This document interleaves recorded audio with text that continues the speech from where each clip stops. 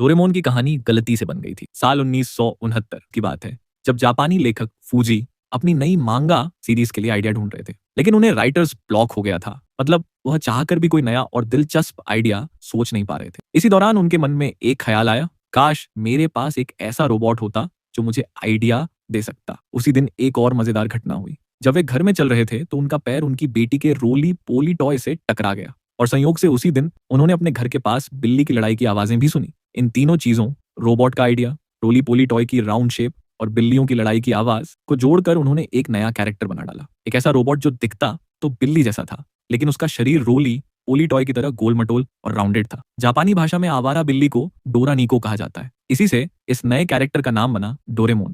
लेकिन इस नाम की एक और दिलचस्प बात है, जापान में एक मीठा पकवान होता है डोरायाकी, जो बच्चों में बहुत लोकप्रिय है। इसलिए स्टोरी में डोरेमोन की फेवरेट चीज भी डोरायाकी दिखाई गई।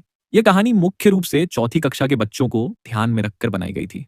इसी वजह से लेखक ने एक ऐसा मुख्य पात्र चुना जो चौथी कक्षा का बच्चा हो, नोबिता। उस समय जापान में एक चौथी कक्षा के बच्चे की औसत ऊंचाई थी 129.3 सेंटीमीटर। इसलिए डोरेमोन के पूरे कैरेक्टर को इसी आंकड़े के आसपास डिजाइन किया गया। डोरेमोन की ऊंचाई थी 129.3 सेंटीमीटर, उसका वजन था 129.3 किलोग्राम, उसका पावर आउटपुट 129.3 हॉर्स पावर, और उसके सिर की सरकमफेरेंस भी थी 129.3 सेंटीमीटर। अब बात आती है डोरेमोन के गैजेट्स की। इन्हें बनाने के लिए फूजी ने आम लोगों की परेशानियों और रोजमर्रा की जिंदगी की परिस्थितियों को ध्यान से देखा। फिर उन्होंने कल्पना की कि अगर भविष्य में ऐसे गैजेट्स हों जो इन समस्याओं को हल कर सकें, तो वो कैसे दिखेंगे। इस कल्पना से ही निकली डोरेमोन की पॉकेट से निकलने वाली तमाम अद्भुत चीजें, और इस तरह तैयार हुई डोरेमोन की कहानी, जो आज भी बच्चों और बड़ों के दिलों में खास जगह बनाए हुए है।